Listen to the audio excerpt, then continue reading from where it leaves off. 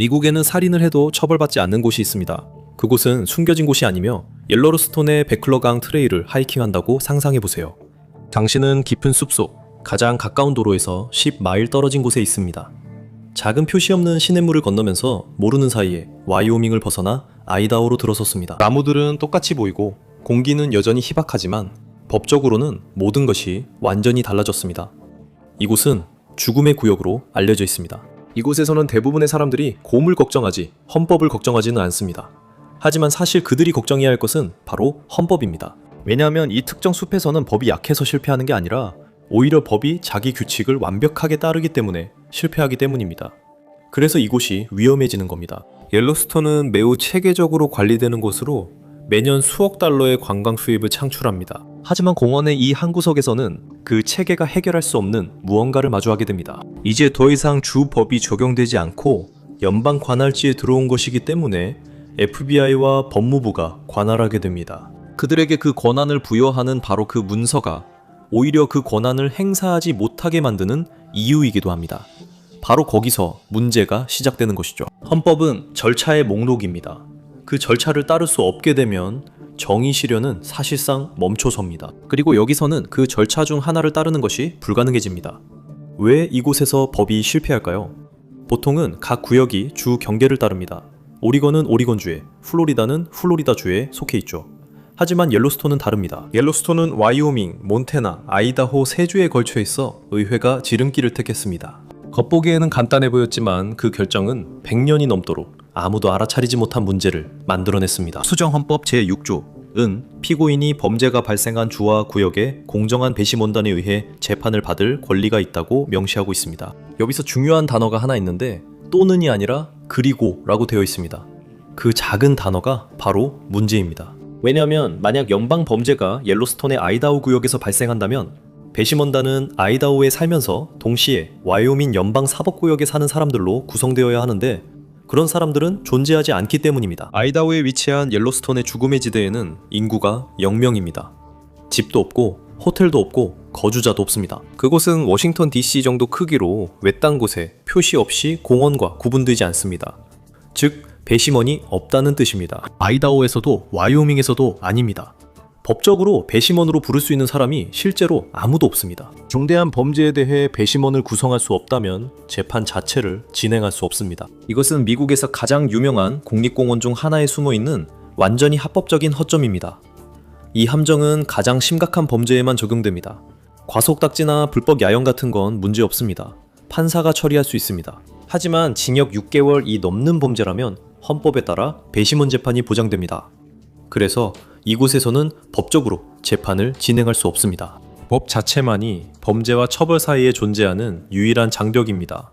고성능 소총을 든 밀렵군이나 다른 주에서 도망쳐온 사람도 마찬가지입니다. 모든 계획과 행동이 법이 미치지 못함을 알고 실행됩니다. 이 공백 속에서 통상적인 사법의 원칙은 사라지고 절차적 불가능성이라는 기이한 논리가 그 자리를 대신합니다. 이것은 시스템의 오류가 아닙니다. 완전한 정지입니다. 100년이 넘는 시간 동안 이 문제는 아무도 알아채지 못했습니다. 그러다 브라이언 컬트라는 이름의 법학 교수가 이 문제를 발견했습니다.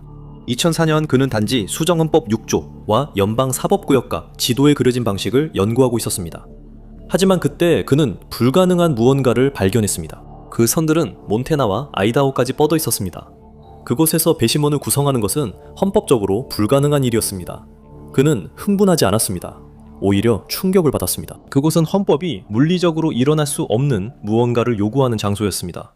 다른 나라들 중에서 이렇게 법적 허점이 국립공원 안에 남아있도록 허용하는 곳은 거의 없습니다. 예를 들어 캐나다에서는 국립공원이 주 또는 연방 관할에 속하지만 재판 관할구역은 항상 배심원을 소집할 수 있도록 설정되어 있습니다. 가장 외진 지역에서도 정부는 만일의 사태에 대비해 계획을 세웁니다. 미국은 헌법이 절대적이기 때문에 두드러집니다. 하지만 절대적인 권리는 실제 지리적 조건과 충돌해 선진국에서는 유일한 허점을 만들어냅니다. 2005년 콜트는 완벽한 범죄라는 논문을 발표했습니다. 물론 이를 조장하기 위해서가 아니라 누군가가 이 문제를 해결하도록 촉구하기 위해서였습니다. 그는 법무부, 와이오밍주 연방검사, 그리고 의회 의원들에게 논문 사본을 보냈습니다. 그는 빠른 반응을 기대했지만 대신 아무런 답변도 받지 못했습니다. 법무부는 사실상 이 문제를 무시하는 비공식적인 입장을 취했습니다.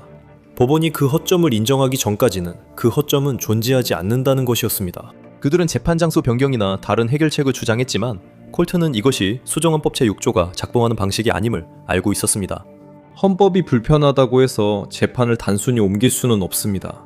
바로 그것이 권리 장전이 막으려고 했던 일입니다. 콜트는 자신의 논문이 범죄를 위한 매뉴얼이 될까봐 걱정하기 시작했습니다.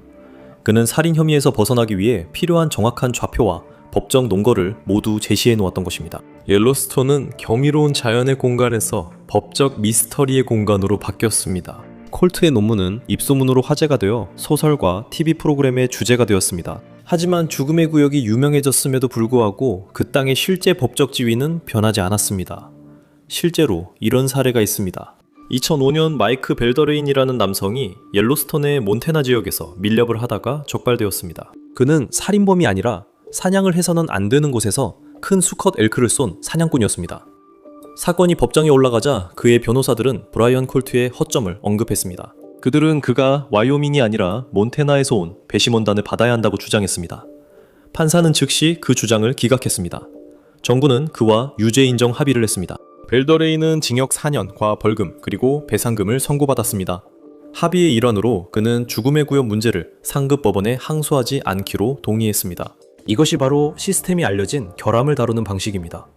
문제를 조용히 감추고 증상만 처리하며 허점은 그대로 두는 것이죠. 50제곱마일의 그 구멍은 여전히 대부분 검증되지 않았고 헌법적 시한폭탄이 오지에서 터지길 기다리고 있습니다. 정부는 벨더레인 사건에선 운이 좋았지만 죽음의 구역에선 혁조적 피고인이 필요하지 않습니다. 죽음의 구역에서 필요한 것은 검사보다 법을 더 잘 아는 사람과 브라이언 콜트가 지도에 표시해서 누구나 찾을 수 있게 만든 아이다호의 50제곱마일 지역 좌표뿐입니다.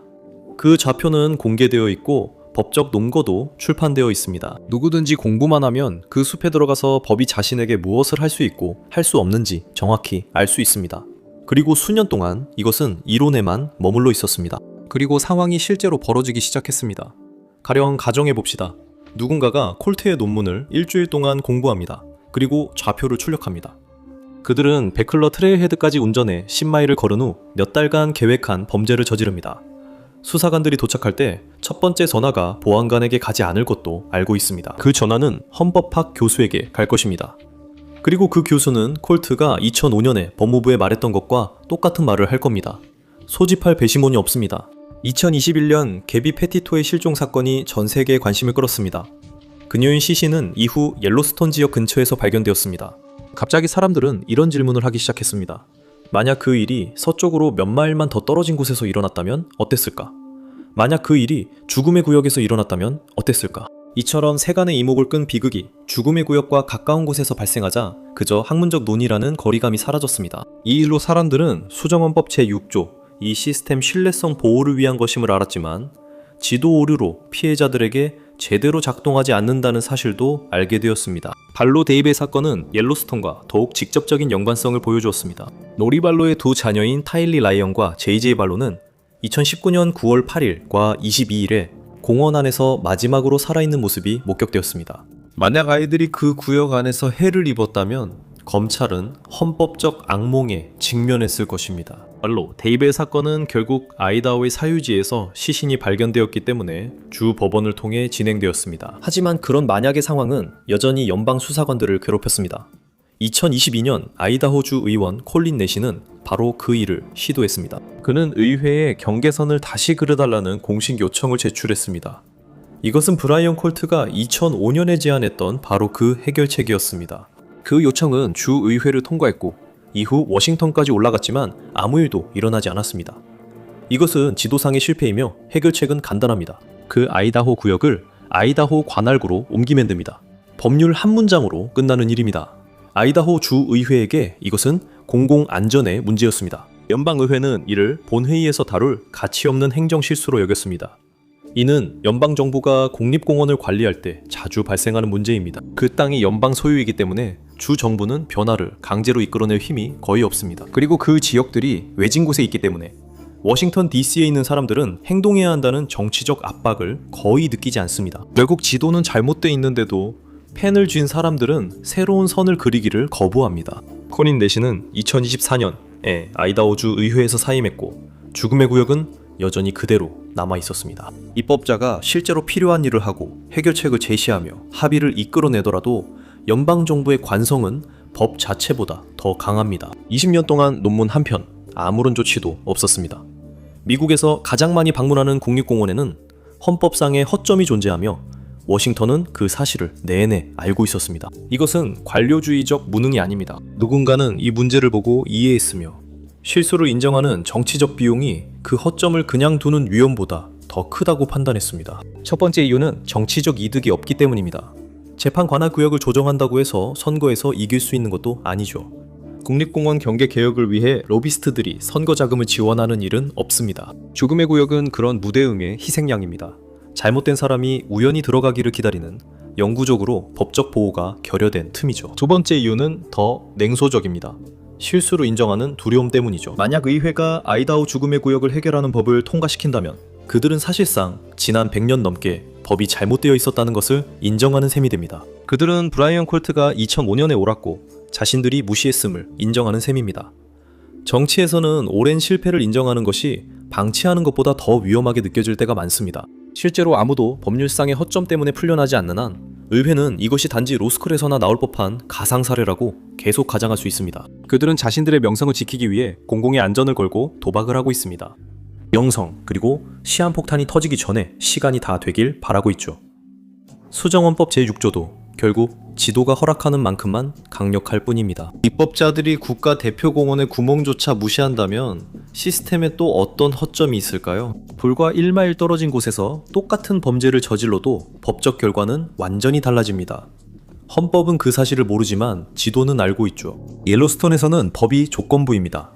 브라이언 콜트는 이를 해결할 유일한 방법이 피 묻은 셔츠라고 유명하게 말했습니다. 누군가는 아마도 폭력범죄를 저질러야 하고 판사 앞에 서서 배심원을 구성할 수 없기 때문에 사건이 기각되는 것을 지켜봐야 할 것입니다. 오직 그때 살인범이 풀려났다는 헤드라인이 떠들썩해질 때에야 의회는 단 한 줄의 법안을 통과시키는데 필요한 압박을 느끼게 될 것입니다. 그런 굴욕적인 공개적 실패가 일어나기 전까지는 시스템은 외면하고 위험이 존재하지 않는 척하는 것을 선호합니다. 그들은 자신들의 일을 하기 위해 필요한 정치적 명분을 제공할 비극을 기다리고 있습니다.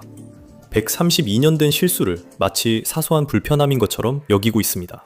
수정헌법 제6조는 아이다호의 작은 지역에서 여전히 마비되어 있습니다. 이는 모든 미국인에게 경고입니다. 이렇게 명백한 결함이 가장 감시가 심하고 주목받는 국립공원 중 하나에 존재할 수 있다면 우리가 당연하게 여기는 시스템에는 또 어떤 문제가 숨어 있을지 모릅니다. 맥클러 트레일의 그 개울 건너는 곳은 여전하고 나무들도 그대로였으며 법도 변함없었습니다. 결국 그 관료주의가 그 숲에서 가장 위험한 것일지도 모릅니다. 오늘 저와 함께 해주셔서 감사합니다. 영상이 재미있으셨길 바랍니다. 이런 영상을 더 보고 싶으시다면 구독과 알림 설정을 부탁드립니다. 정말 큰 힘이 됩니다. 감사드리며 다음에 맵팩에서 뵙겠습니다.